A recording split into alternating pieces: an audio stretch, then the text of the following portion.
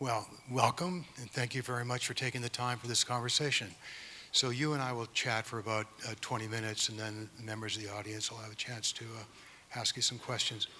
So let me start with, you are an internationally acclaimed expert on AI. What has surprised you the most about the capabilities of generative AI systems like GPT-4? Honestly, I was not expecting the progress in AI in general and generative AI in particular to be as dramatic as it's been. I think it maybe is, even for those of us like myself who realized that we were on an exponential curve, it's very difficult to appreciate what exponential really means in practice until you start witnessing it. Because what you see is that from generation to generation of progress, the time span between them becomes shorter and the amount of progress becomes larger and larger. And so it's a pretty impressive thing to see. I think the other thing that, and I think that was true even prior to generative AI, just in terms of predictive capabilities in, for example, computer vision, being able to recognize objects with greater and greater fidelity and accuracy. But I think that what surprised me also about generative AI is just the very fact that you can communicate with people on terms that they find more intelligible, as in generate natural language. I think that has driven a lot of the uptake and excitement that we're seeing. And I think I didn't fully appreciate just how much the general public would resonate with it once it was in terms that they could more readily recognize, like generating languages, generating images. So why do you think this happened now? Everybody was surprised. So in some ways, you could say that we have been on this exponential curve for quite a while, and I have slide decks going back, I would say 8 or 9 years, that talk about the way in which, since the AI revolution really began, and the most recent one in 2012, we've seen this huge increase in capabilities. And like I said, it's only now that we're starting to understand what exponential growth really means. But if you had to point to, I would say, the three things that drive this in order of importance, I would say by far the most significant is the increasing availability of data. When I started to work in machine learning more years ago than I care to admit, literally decades, data was the really hardest to get thing. If you had a data set that had a couple of hundred well-curated samples, you would be in a great place. And I think what we have now seen is, with the amount of digitally available information on the web and the ability to crawl and generate data sets that correspond to that information, that's really driven, I would say, the vast majority of the progress. The second thing that I think is significant is the computational capabilities that are just available at the push of a button. So you basically turn the tap and cloud computing comes out in effectively unlimited quantities. And that has been a game changer, because the complexity of the models that one can now train is way larger than anything we can do when we're limited to the confines of on-premises compute cluster. And then the third thing is the better models that really have been driven by the availability of data and the availability of compute. And some of the transformer models and so on certainly have exceeded anything that existed before that in terms of state of the art. But without the data and without the compute, those models, if you had try to train them on existing data sets prior to those that we have today, they wouldn't have worked. They wouldn't have been helpful, because models of that type of complexity are only effective if you have enough to feed them from a data and compute perspective. So that's why I rank them in that order. So I recently have thought that the attentional mechanism was kind of a breakthrough. That, I mean, without that, just having all the three conditions you mentioned wouldn't have been enough. Do you see? No, that is the third one. That is the attention model. Is the third one? Is the part of the transformer? Yeah. Right. So do you see anything else on the horizon that might even take this to the next level? I don't think.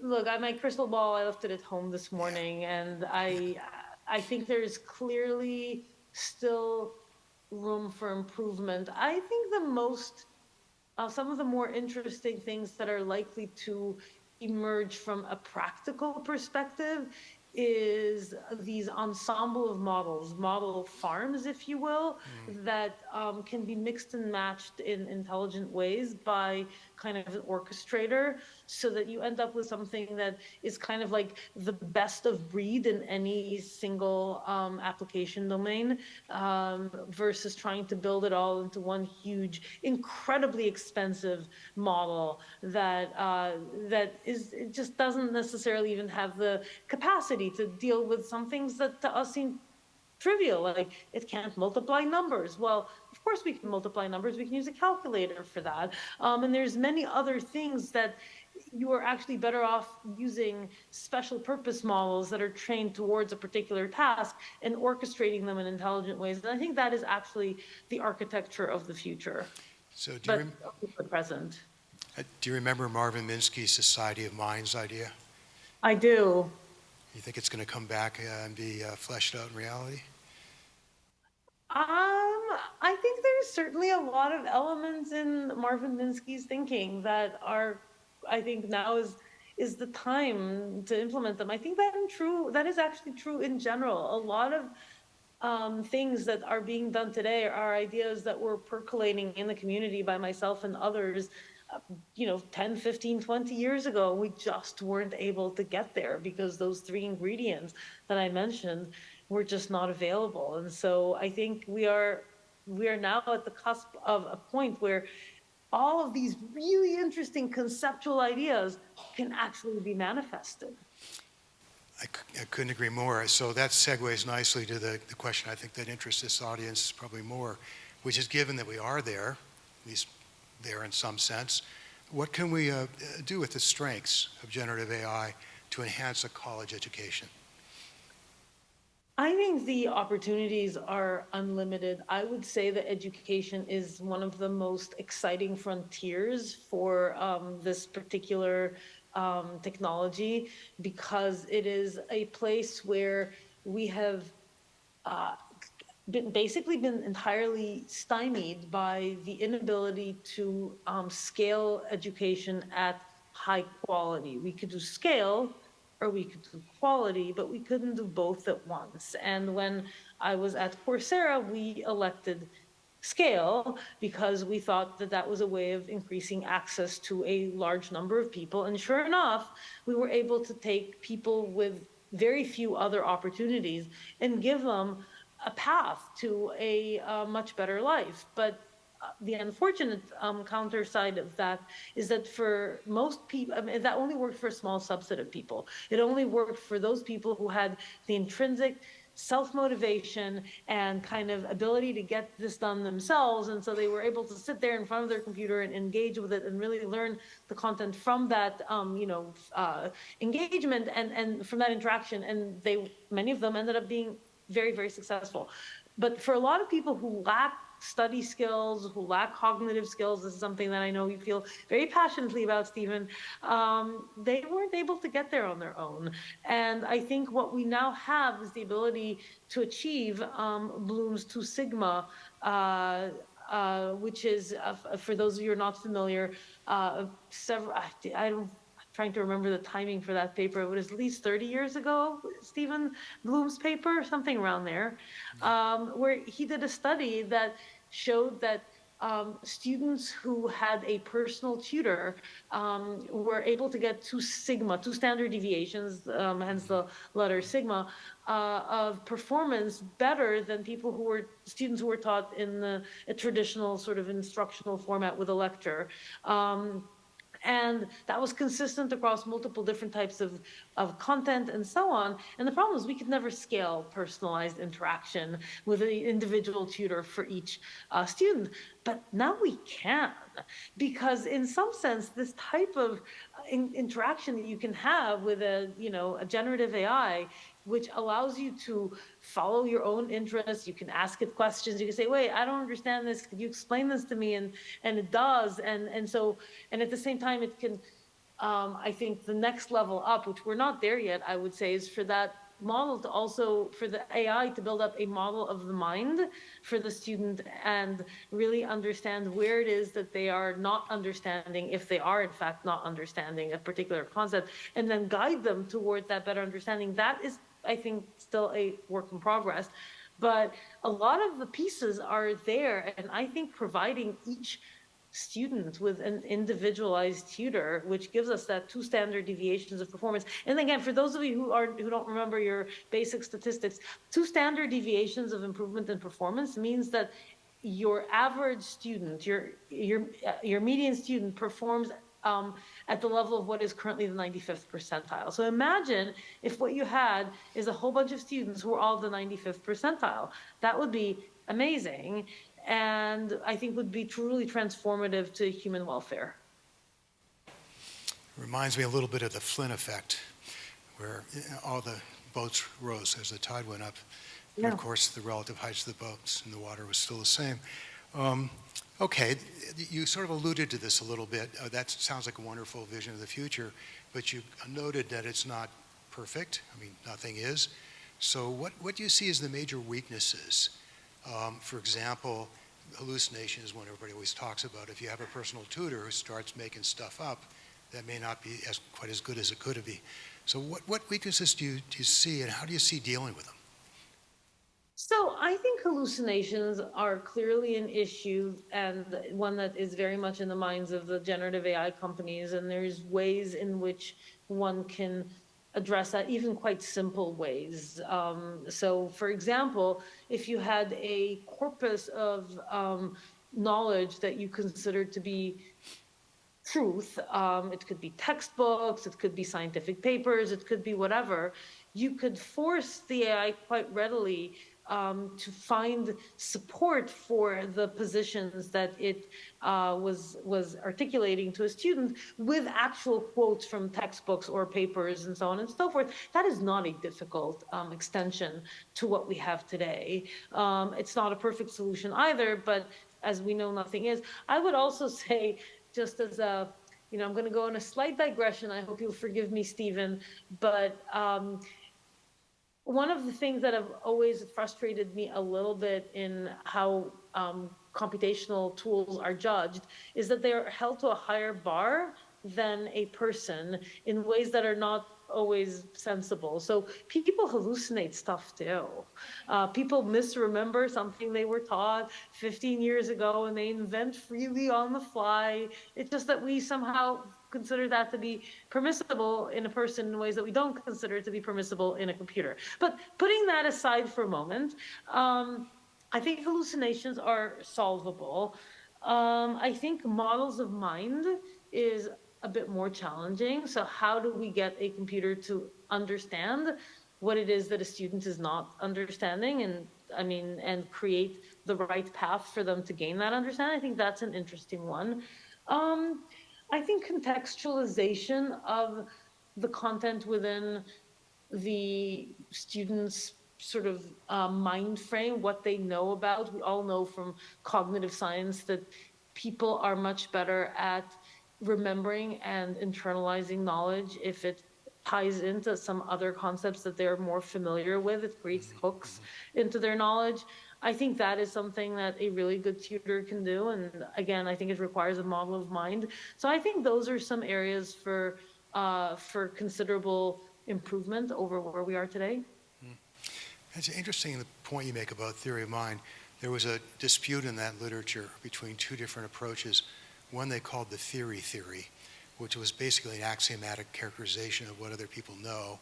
And the other was called the simulation theory, where you kind of put yourself in the shoes of the other person to simulate what you'd feel. And it sounds like from the point of view of AI, actually there's a clear way to deal with it. I mean, I think the theory approach would be much more tractable. I don't know that anybody in this field has thought about it that way. I don't know. It's a really great question. Honestly, I think it's one that would require some empirical experimentation to see, could we build an AI that could do one? Could we build one that would adopt the other? Which of them is giving better results? One of the things I've given up in this field is trying to predict a priori which approach is likely to work better, because I have to say a lot of it is empirical and we don't know until we try. All right, we've only got about 4.5 more minutes of this part, so let me cut to 3 more questions. All right, if you were designing a new college from scratch, for example, maybe in Korea, how would you incorporate Gen AI so that it'll withstand the test of time? So one of the things that I think people try and do is that they try and steer away from Gen AI as a tool, in the same way that when calculators were invented, people were like, oh, you can't use calculators in math class. And then it became clear that it was stupid to try and get people to do poorly what calculators do well. And so I would say, if I were designing a new college in Korea or elsewhere, is that I would lean into the skills that we think people are really better at than computers, and lean into the computers in terms of what they can do better, and really try and teach people to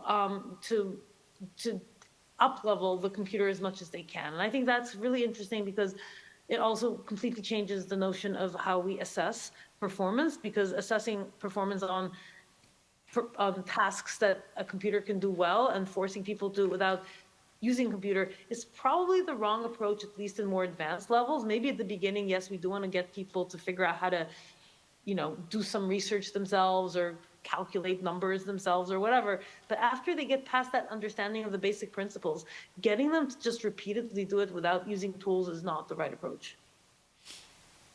Okay, we have 3 minutes before we turn it over. 2 quick questions. 1, with the increasing integration of AI in the classroom, you're suggesting, how do you see the role of the teacher evolving? What are teachers going to do? So I think, first of all, there's still a lot of value in teachers being a motivator, a coach, someone who just makes personal connection with a student. And, there's people who are talking about computers creating enough empathy that we'll start to date them and whatever, marry them. I'm not sure I'm quite there on that approach. So I think teachers still have that role to play. I think we still have that theory of mind conundrum, which I think is still to be resolved. But I think that personal connection with the students is, I think, a really important piece. All right, let me close with one last question. What skills should educators develop to work effectively alongside AIs? So first of all, I think this is not just for educators. I think it is for anybody. One of the skills that are most important in utilizing AI is structured thinking. Taking something that is complex and amorphous and turning it via a sequential iterative set of steps into something that is much more structured, and where the AI can help you with those steps. People sometimes have this delusion that, oh, I can just come in and tell the AI to write an essay for me on X or Y, create a lesson plan on Y and Z. And maybe it can, but it's not going to be a really great one. And it's certainly not going to have elements of originality and insight in the same way that I think a person can put together. So how can a person harness their creativity while at the same time leveraging the tools that an AI can do it? I think that requires the ability to take a problem, structure, refine, iterate, refine again. And that is a skill that we frankly do a fairly poor job of teaching a lot of people how to do. The other skill I think that an educator should develop is that of that personal connection with students, and the recognition of which students benefit most from that connection, and how to appropriately, again, leverage the tools from AI to collate information about student performance, distill that into sort of some kind of actionable list of this student could benefit from more X and this student could benefit from more Y. And then that personal connection can be done at much greater scale, which I think is what's going to allow us to offer a much higher quality education to a much larger number of people, as we can scale out the capabilities that people have to cover a much larger number of students. That's a really interesting idea. People talk a lot about scaling, what they talk about in the context of the Gen AI itself. And what you're saying is you can actually leverage it to scale the human components even more. It's really 100%. Really interesting. Okay, we just ran out of time for this segment. Thank you. This was really fun. I wish we could keep going. But it's now the turn of the audience. How do you want to run this? Here's a microphone. Shall I just pass it to someone or what? Questions from the floor. Are we going to put them up? Can you read them? Daphne, you want me to read them out to you? I can't see them, so you're Okay, going to have to... let me read them to you. So I am teaching at a graduate school, and I'm contemplating whether or not to allow students to use Gen AI for their research papers. What is the situation in the United States? The situation in the United States is mixed, and I can tell you, even in much later stages of careers, I have seen scientific journals that have absolutely prevented the use of generative AI in paper writing. And I can tell you that I'm on the editorial board of the journal, and I can't say which one yet because it's not yet public, where we've taken the exact opposite position of actually encouraging the use of generative AI in paper writing, partly because it helps equalize the playing field for, say, people with poor writing skills, with weaker English language skills, and so on. And so we think it actually is a way for letting the best ideas shine. So if I were in your position, what I would do is actually a hybrid approach. I think it is important for people to have a core set of skills in things like writing a research paper, partly so that they know what a good research paper actually looks like. And so in the same way that when we teach children arithmetic, we do that first without letting them use a calculator and only let them use a calculator after, you start out by ensuring that they have a core set of skills so they know what good looks like and they understand the basic principles. But once they understand the basic principles, I think the skills you should be teaching them, because that is the future, is how to write the best paper that they can with AI as a tool, rather than tying both hands behind their back and letting other people who are using AI as a tool kind of leap ahead of them, because you're basically not letting them use the best tools at their disposal. Thank you. All right, here's another question from the floor. It says, what would you like to teach first to students who are new to Gen AI? For example, how to ask good questions, or what level of proficiency they should aim for, ... I think that the first thing that you really need to do is to teach them that process by which you take a complex problem and break it down into its component pieces and make sure that the pieces actually fit together. So it is a skill that, is typically called structured thinking. And like I said, if you do not have that, I don't think a generative AI today can take a very ill-formed problem and just de novo produce something that is of value. So I would start with relatively simple problems and make sure that students can break those down into different ways, and then leverage the AI to address pieces, and then over time work to help them get to much more complex problems. Okay, and now we switch gears completely with another question, which says, what are the big differences between voting and bagging, and the difference between soft voting and hard voting? Boy, that seems like a question that is maybe not of interest to I would expect the broader audience having... So perhaps you should consult GPT-4? Yeah, I would consult GPT-4 offline for answers to these questions. And there's actually different types of voting algorithms. I'm not entirely sure which one you're referring to. Is it boosting or not boosting? So I don't think this is maybe the best question for this forum. I think GPT-4 would be very happy and very patient to work through that. So I encourage useful tool. All right, another one. You mentioned that Gen AI can function as a personal tutor for individual students. I'm curious about how you envision Gen AI being utilized in the future, project-based activities conducted by teams in educational settings. I think that's a great question. And I think that in the same way that you have this as a tutor for individual students. And honestly, I should have given that answer as well. So thank you for highlighting that.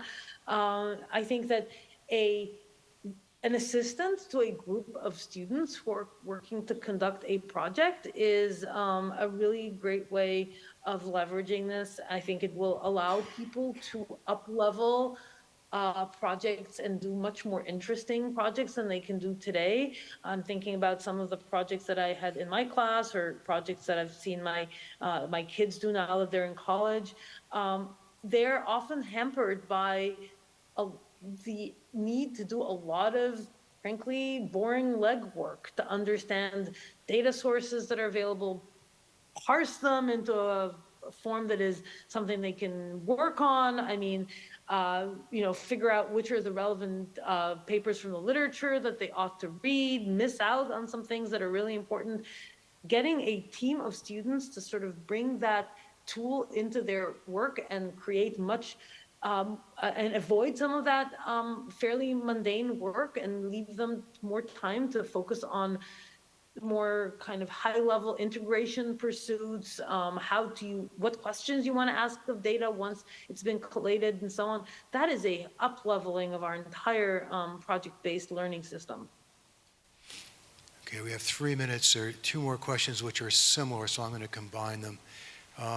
The shorter one, which is more pointed, is if you could start a company in education leveraging or leaning into generative AI today, what would you focus on and why? Ooh, that's a good one because, and I think that's challenging because there are many options that are high value.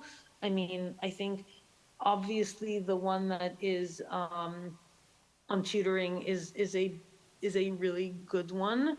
I think one that focuses on scaling of instructor capabilities to figure out how to maintain that human connection with students, but in a way that is much more scalable. I mean, there's very obvious ways to do that today with even just automated writing of emails that are then refined by a teacher, but I think there's ways to make that more specific. And I think the research assistant one is a really great one as well. It's one that we're actually also interested in terms of my work at Insitro. I don't consider that one to be specifically education, though, because it is equally valuable if you're in a consulting firm, if you're doing a research project at a company. So I think that kind of how do I up-level the ability of a group of individuals to do a complex project is something that is a very important thing, but is not education specific. Okay, I think this will be the last one.